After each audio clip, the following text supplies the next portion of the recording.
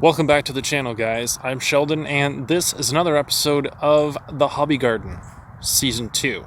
This is actually the finale. We are closing up the garden, as you guys can see. And I am rather far away. I really can't get much closer than I am right now. And that is due to all of the excessive rain that we had, the colder temperatures, none of the water was evaporating.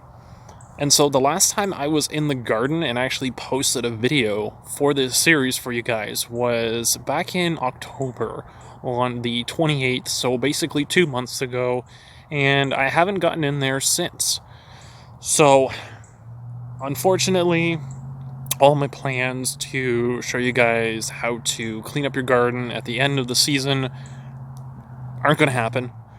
And so basically all you guys are going to be able to see, I'm going to try to get some close-up shots. I'm going to kind of sneak in here and give you guys a bit of a close-up on whatever is left, which is not very much. It's just a few skeletons of the sunflowers. You guys can see them right there. And some corn and whatever else is there. So I'm going to try to sneak in there and give you guys a look of what shouldn't be there. And, well, I'm really disappointed in the end of this season, but it is what it is. We have to look forward to next season, so let's take a quick look and do our final conclusion of Season 2. So, as you guys can see, lots of things have just kind of been left. Even the mesh there, the cages for the tomatoes. But as you can see there, lots and lots of flooding. That's all water that's just not going away. Even over here in the other section of the backyard, lots and lots of water.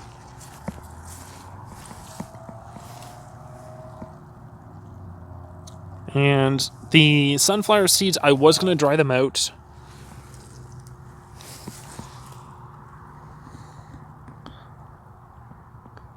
I was actually going to do something with them. But unfortunately, I just wasn't able to get in here. I mean, the mat is still there. That doesn't really matter too much. The rest of the plants in here, you guys can kind of see all the vines that are still there. I'm gonna try to sneak over here where it's dry.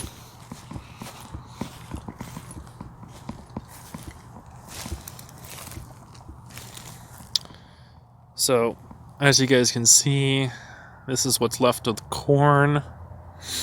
And all of that white grass there, or tan-colored grass, that's all the weeds and grass that was left over that killed the potatoes. Kind of choked them all out. And as you can see, the trench is completely full of water. Even the corner there as well. So we didn't get any potatoes at all this year. We couldn't even go in to dig them up. It was just too much of a mess. So really, this just kind of sums up the way this season went. However, the beginning of it went really well. Except for the fact that all of the rain that we had ended up becoming a little bit too much in the middle of the summer. And it was just impossible to catch up due to the poor drainage in our location for the garden. And ultimately, the poor drainage was what cost us our potatoes and limited me in my efforts to clean the garden up, which, in all honesty, it's not too bad. This obviously is really bad at this end of the garden. However, this end of the garden over here, which is basically the beginning of it. It's not too bad, just a few plants to pull out. Obviously, I can do something with the sunflower seeds if I really wanted to, use them for planting next season. Probably no good to eat them right now, but if I dry them out and I'm able to use them, then that would be pretty nice. But as far as everything else goes, it's just a little bit of a mess. So I'm not going to be able to get a whole lot done with the garden in this current state. Well, guys, that's going to be it for this finale. As you can see, I am back where it is, not muddy. My shoes are absolutely covered in mud right now. My white shoes. So I'm gonna have to clean those when I get back in the house. But it's unfortunate that this season didn't go very well.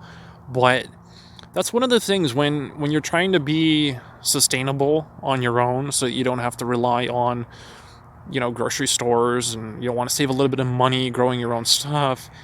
It's one of those things, it's a hurdle that you have to experience when you're still able to rely on grocery stores. Obviously, people like to do this as a hobby, like I do. But if you want to develop it and you want to grow it to the point where growing the hobby that is, get it to the point where you are fully sustainable so that you can potentially go off grid or go to a very secluded area up north or something, depending on where you live, going into the mountains, for example, have a cottage or whatever, and you want to have something where you can grow food all year round, potentially, if you want to do a greenhouse type setup. This is kind of a precursor to that.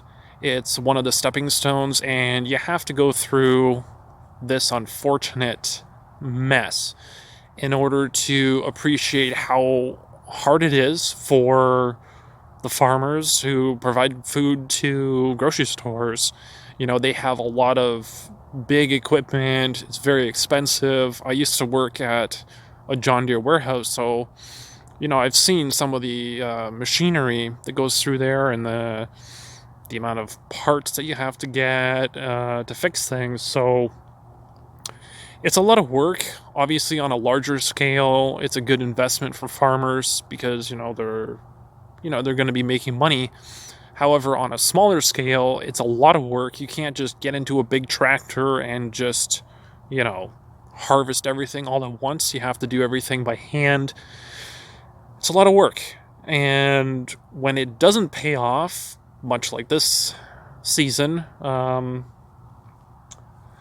it's a little bittersweet because I did have some good things come out of it, obviously, but losing the potatoes, the end of the season with the excessive water and flooding the garden and its current state, that's not what you want, obviously, but it's still something that you have to go through. And hopefully next season you're able to improve on some of those shortcomings and have a really good season. Basically, every other season you should be switching things up anyway. So hopefully next season the changes that are made end up being a good remedy. So daylight is disappearing. It is winter. We're going into the new year right now. So, like I said, this is the finale of season 2 for the Hobby Garden. And next season, whenever I do the premiere for it, we'll see what happens. We'll see how... We'll see how preparation goes. Obviously, there's going to be a lot of preparation that I have to do in comparison to last summer because it was really easy. The garden was already cleaned out. All we had to do was rototill it, and well, as you guys can see, I have a lot of work still to do once I'm actually able to get into the garden. And not require rubber boots that are up to my waist. So anyway, that's it for this series, for this year. So if you guys like this content, be sure to smash that like button so that I know that it's working. If you guys have any comments, leave those down below. I know this series isn't super popular, but if you guys are interested in the series, be sure to subscribe so you guys are notified every time I do post a hobby garden video. And we'll just kind of wing it, you know. We'll do another season of the hobby garden, season 3, and we'll see how this hobby of sustainability and education and mucking around, quite literally, goes. We'll see how it goes, and depending on my timing for my schedule and other series, you know, it will dictate how much content I do in regards to the Hobby Garden series. I know some of you appreciate it. I know it's very therapeutic for me, and there aren't a lot of people who want to subscribe to my channel for this type of content because it's so specific, but it's part of who I am. I like gardening, even though it is a hobby and it's a therapeutic thing.